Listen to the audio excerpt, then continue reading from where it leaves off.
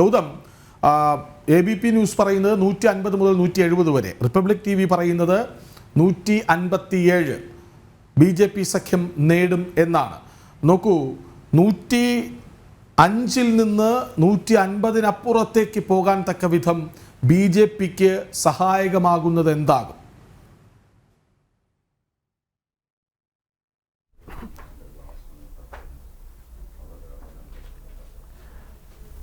കൃഷ്ണജെ, BJPയെ സംബന്ധിച്ചിടത്തോളം അല്ലെങ്കിൽ NDAയെ സംബന്ധിച്ചിടത്തോളം ഈ മഹാരാഷ്ട്ര നിയമസഭാ തെരഞ്ഞെടുപ്പിൽ അനുകൂലമായിട്ടുള്ള ഘടകങ്ങൾ നിരവധിയുണ്ട്. ഒന്ന്, ഇപ്പോഴത്തെ സർക്കാർ, ഏക്നാഥ് ഷിൻഡെയുടെ നേതൃത്വത്തിലുള്ള സർക്കാർ നടപ്പാക്കിക്കൊണ്ടിരിക്കുന്ന വികസന പ്രവർത്തനങ്ങൾ തീർച്ചയായും മഹാരാഷ്ട്രയിൽ BJPക്ക് വലിയ ജനകീയ അടിത്തറ ഈ നിയമസഭാ തെരഞ്ഞെടുപ്പിൽ നൽകാനുള്ള സാധ്യത നമുക്ക് തള്ളിക്കളയാനാവില്ല. പ്രത്യേകിച്ച് സാമ്പത്തികമായി പിന്നോക്കം നിൽക്കുന്ന സ്ത്രീകൾക്ക് പ്രതിമാസം 1500 രൂപ നൽകുന്നതുൾപ്പെടെയുള്ള ജനക്ഷേമ പദ്ധതികൾ ധാരാളമുണ്ട്. അതോടൊപ്പം തന്നെ ഇൻഫ്രാസ്ട്രക്ചർ ഡെവലപ്മെന്റ് മുംബൈയും താനെയും നാഗ്പൂരും ഒക്കെ അടങ്ങുന്ന നഗരങ്ങളിൽ നടത്തിക്കൊണ്ടിരിക്കുന്ന വികസന പ്രവർത്തനങ്ങൾ, അത്തരം വിഷയങ്ങൾ ഒരുപക്ഷെ ഈ നിയമസഭാ തെരഞ്ഞെടുപ്പിൽ BJPക്ക് അവിടെ ഗുണം ചെയ്യാനുള്ള സാധ്യതയാണ് തെളിഞ്ഞു കാണുന്നത്. അതോടൊപ്പം തന്നെ ശിവസേനയിൽ നമുക്കറിയാം പിളർപ്പുണ്ടാകുമ്പോഴും യഥാർത്ഥ ശിവസേനയായി തെരഞ്ഞെടുപ്പ് കമ്മീഷനും അതിനുശേഷം കോടതിയും വിലയിരുത്തിയിരിക്കുന്നത് ഏക്നാഥ് ഷിൻഡെയുടെ നേതൃത്വത്തിലുള്ള ശിവസേനയാണ്.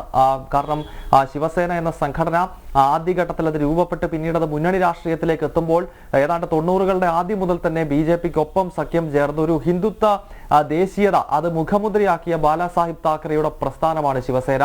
അങ്ങനെയുള്ള ശിവസേനയുടെ ഭൂരിപക്ഷം MLA-മാരും ഭൂരിപക്ഷം MP-മാരും വന്നത് ഏക്നാഥ് ഷിൻഡെയ്ക്കൊപ്പമാണ്. മാത്രമല്ല ബാലാസാഹിബ് താക്കറെയുടെ മകനാണ് ഉദ്ധവ് താക്കറെ എങ്കിൽ പോലും നമുക്കറിയാം ശിവസേന ബാൽ താക്കറെയുടെ കാലഘട്ടത്തിൽ ഏറ്റവും അതിശക്തമായി എതിർത്തിരുന്നത് കോൺഗ്രസിന്റെ പ്രത്യയശാസ്ത്രത്തെയാണ്. പ്രത്യേകിച്ച് ഇറ്റലിയിൽ നിന്നുള്ള സോണിയാഗാന്ധി നയിക്കുന്ന കോൺഗ്രസ് അത് ഇന്ത്യൻ നാഷണൽ കോൺഗ്രസ് അല്ല, ഇറ്റാലിയൻ നാഷണൽ കോൺഗ്രസ് ആണെന്ന് പറഞ്ഞ നേതാവാണ് ബാൽ താക്കറെ.